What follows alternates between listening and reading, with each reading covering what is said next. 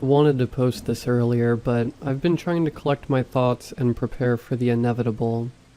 I just need someone, anyone, to know what is going to happen and whether they have any suggestions on how to stop it. Since before I was born, my town has never celebrated New Year's Eve. It's now a tradition that on December 31st, around 8 p.m., everyone bolts their doors and windows, draws their curtains, and holds on to their loved ones in anticipation for who will be next. Before you ask? No, I won't tell you what town it is because I would be hung, drawn, and quartered.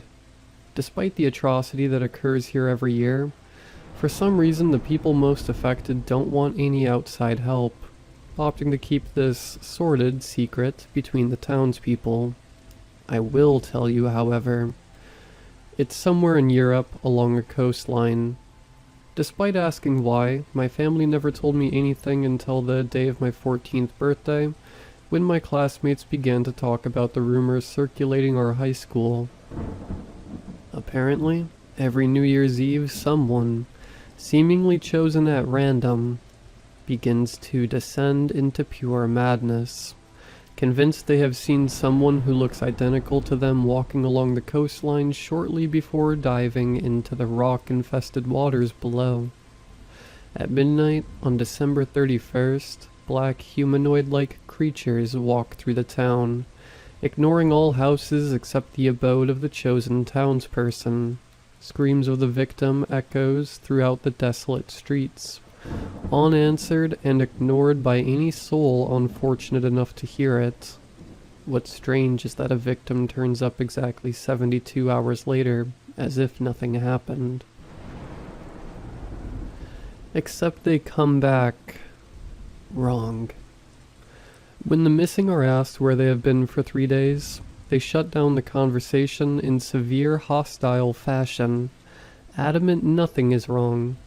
My friend's mother went missing when we were 9. He said when she returned she wasn't the loving mother he used to have, but a sour and bitter woman who was more interested in gossiping and spreading hateful words to anyone who would listen. Come to think of it, for the past 5 years or so, almost every missing person has been female.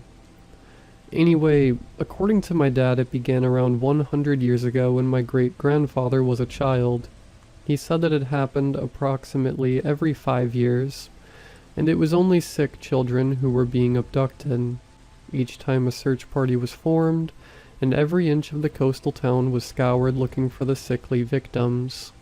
It was believed at first to be a case of the children wandering off and getting lost, or falling off the coastline cliff's edge into the murky waters below.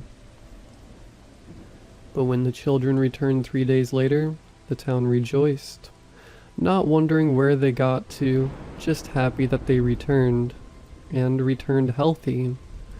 Some sightings have been noted over the years of children diving off the cliffs before being reported as missing, hence the people initially thinking they had not gone missing at all, but in fact perished when they fell off the cliff's edge. However, when they turned up 3 days later, the encounter was dismissed, even with the witnesses testified to the fact they saw the children dive off the cliff, not fall. People believe what they want to believe, I guess. Over time, more and more people went missing, including some adults too. Back to what urged me to write this story. Last year, my mother was chosen. The events of that fateful night are hazy at best, almost as if I'd been drugged, but I do remember the primal bone-shaking fear that I felt. Around 2 days before New Year's Eve, my mother became a recluse, similar to the way dogs isolating themselves from their owners when they know they're dying. When my father pressed her for information, she broke and told us that she had indeed witnessed a woman with her exact likeness, down to the mole on her chin, jump off the cliff overlooking the sea. In one fell sweep, our whole world had shattered.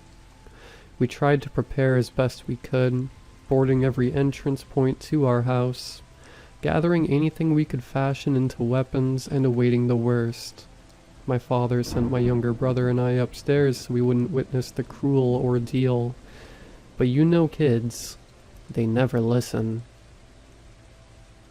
So we sat on the top of the stairs in anticipation, as if in an instant all the sound around us ceased. That's when the wailing began. The air was so still you could hear a pin drop. My heart was in my throat as I looked over to my mother and father cradled in each other's arms, tears free-flowing as they kissed and bid their farewells to one another. I heard my dad say that she would be back in 3 days and everything would be okay. What a sweet lie that was.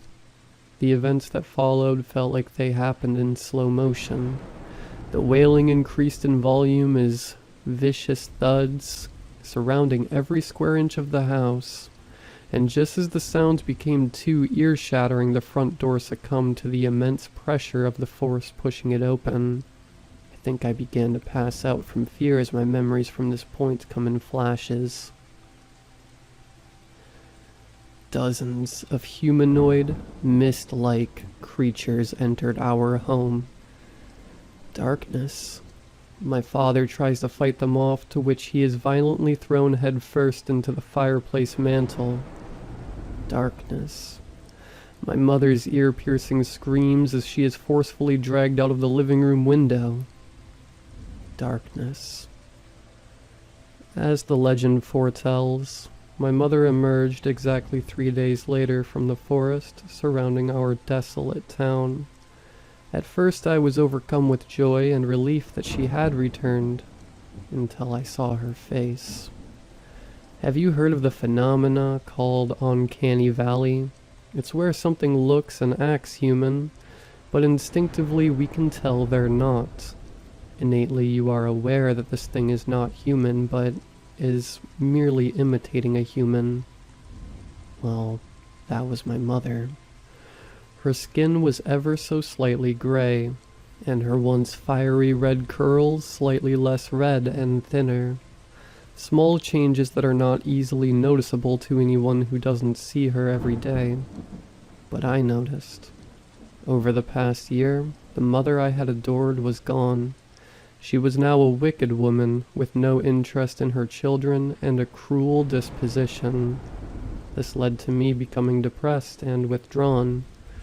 She was my best friend, who I would tell everything to, but now she's not even a mother anymore.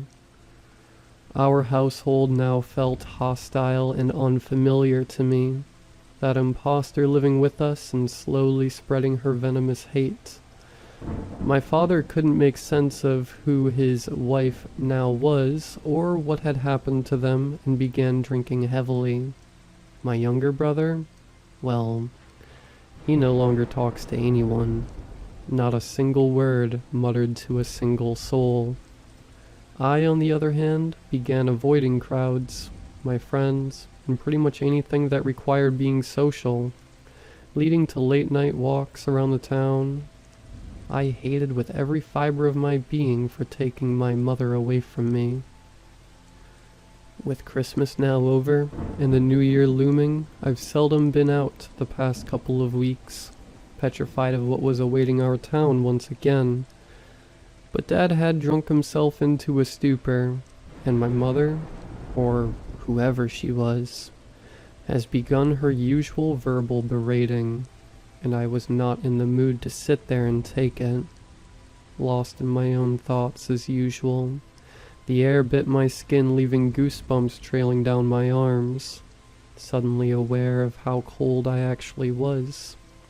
I decided to head home, which would take me near the dreaded cliff's edge if I were to take the shortcut. But if I was quick, no. I'd rather freeze and take the long way. With my mind set, I took off, breaking into a slight sprint to hopefully warm myself up a bit. After around 10 minutes, I found myself near the cliff's edge. Panicked and confused, I spun on my heel and began to head in the other direction away from the lifeless sea. How did this happen? I headed away from the water, didn't I? Scolding myself, I tried to rationalize what just happened. I must have taken a wrong turn somewhere. My own fault for being lost in thought and not paying attention. Suddenly I stopped in my tracks. No, face your fears, I thought. If I see myself on that cliff's edge, I'll tell her she has a good butt and accept my fate. I chuckled internally, smiling for the first time in what felt like months until I spotted a red-headed woman a few yards away from me. Freezing with fear, I lifted my eyes to study her face. Staring back at me were eyes I recognized as the ones I loathed the most. That looked back at me each morning as I absent-mindedly brushed my teeth. Before my brain had time to catch up with what I was witnessing, the exact double of myself winked at me before she dived off the cliff straight into the rock-infested waters below.